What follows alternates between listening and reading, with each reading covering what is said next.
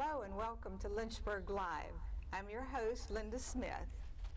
The Awareness Garden that you can see behind me is a special garden in Lynchburg founded to plant the seeds of awareness about cancer and survivorship. My guest tonight is Leslie Phillips. Leslie is the chair of the Awareness Garden Foundation, and she was also one of the original co-chairs when the garden was created. Leslie will be telling us about the Awareness Garden, what it is, and how its very existence impacts and gives hope to so many people in our area. Leslie, welcome. It's so good to see you. Thank you for having me.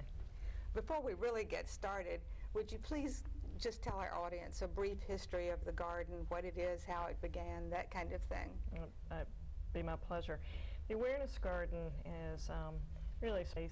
It's located at the Ed Page entrance to the Blackwater Creek Trail. Right here in Lynchburg.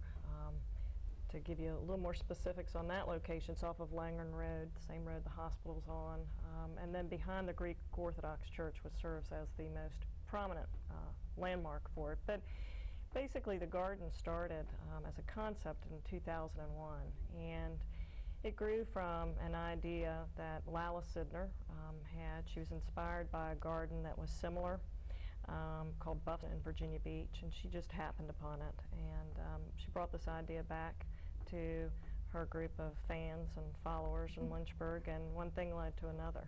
So it's kind of how we got our start, and that's where we are. Now, was she a cancer survivor herself? Lala was diagnosed with breast cancer in 2000, and she really fought for the better part of 3 years, and she saw the Awareness Garden get dedicated in June of 2003, and then in October of 2003. But this was sort of her final work for people who were going through it, and give them something to make it the road a little easier, and for caregivers. You know, it's such a beautiful place, and I'm just going to stop asking you questions for a minute and say, when I finished my treatment, a really good friend of mine organized a bell ringing for me at the Awareness Garden, and it was such a nice thing to do and such a nice way to say, this is the end of my chemo and I've gotten through it. And we'll talk about ringing the bell a little bit later, but I just wanted you to know how much I appreciated. It was such an emotional thing for me, and to have my friends come and to say nice things about me, it was a special place and a special emotional time for me. Well, and that kind of story is what we were hoping would come from the garden, is that people would find comfort in it, and they would find a way to celebrate, and it would be part of their journey. And it's the end of the journey, and I think that's really important. Now, your current position with the Awareness Garden is co-chair of the board of directors of the foundation. How did you become involved? Well, I was involved at the very beginning, before we even had a garden, when it was an idea that Lala had, and Lala and I were friends. And Lala and I became friends because I was diagnosed with breast cancer in December of '99, and I was going through treatments myself, and we had a mutual friend, and our mutual friend put us in touch with each other. So we got to know each other through that experience, because I was about 90 days ahead of Lala in treatments, and when she saw Buff's Garden and was so moved by that, she thought, really every town needs something like this, but she really wanted one in Lynchburg. And the conversation started, we used to call it the chicken salad sandwich board meetings, because just a group of us would eat sandwiches on her screen and porch, and she was such a gracious hostess, and she just really wouldn't give up. I don't think, I certainly would not have had the stick-to-itiveness, the determination to see the project through. Because, to do something of the scale of this, and to do something that's a partnership with a city, right, takes patience and time. And, she just really, her idea was infectious, and it was hard. Nobody could say no to it, because it's one of those things. We want to make a beautiful place for people dealing with cancer, people who survive cancer. Who's going to say no to that? So just had to keep getting in front of the right audience. The garden also honors caregivers. Is that true? We do.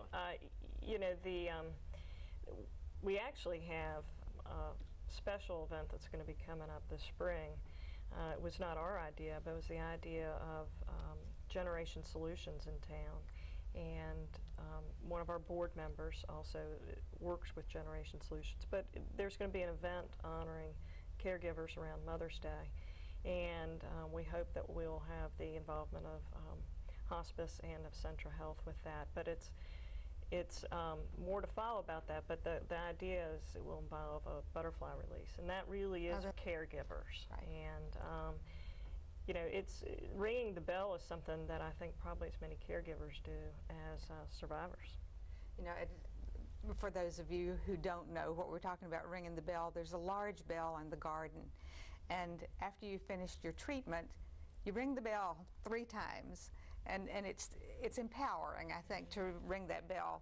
And when I did that and rang the bell, I rang it twice for me and let my husband ring it the last time. Mm-hmm. He was there and went through this care with me and through the treatments, and I thought that was important.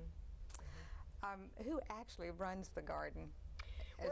We're an all-volunteer board, and then we have a number of committees, and really, so it's a total volunteer base. And we have a mixture of folks who have been involved with the garden from day one, people who are friends of Lala's, people who are business community, philanthropists. In fact, Lala's daughter, who is named after her, Lala Sidner, is now on our board. She's a school teacher here in Lynchburg. So we really try to have folks that are very representative of the population that's affected by cancer, which is everybody. Everybody, and, right. You know, folks who are passionate about doing something, even you know, in light of the fact that it can be such a devastating. And you touched a little bit a minute ago about working with the cooperation and the support of the city of Lynchburg. Yeah. That has been critical to this, and for starters, our very location is the majority of it is on city property, and the city has been a great partner from day one with this. We went through the process, the official process of getting what's called franchise for the use of the property for this purpose. Franchises at the time that we were granted this could be given for up to 30 years, and so we went through a formal review hearing with council, and that happened in 2003. So through 2033, that piece of business is something we don't have to focus on or worry about. But our commitment back to the city is to maintain the space for the purposes that the garden serves. And so we put a lot of pressure on ourselves to do that, and the city, you know, is always there to help give us advice on whether it's from plant material to how to manage erosion or runoff, and you know, they just have been a great partner. That's great. Does the garden have a mission statement? Well, we do. I can paraphrase it for you. Okay. Basically, we serve 3 purposes. You know, one is we have the garden space, and so to and maintain and enhance as is appropriate and responsible the garden space, so that when folks go there, they do feel like they're going to a special place. And it's a peaceful, quiet, beautiful, and we try to focus on year-round beauty in the garden, from the hardscape to the landscape. So that's obviously a big piece of it. But the 2 other pieces that are oftentimes not really focused on because the garden itself can be such a visually appealing place are the fact of community education. Right. And we provide scholarships. And the community education really is something that is designed to be a custom fit to whatever folks may need. And folks includes churches or civic groups or businesses. And we like to say we have a travel and road show, and it's all over Central Virginia. It's not limited to the city proper. We've gone to, you know,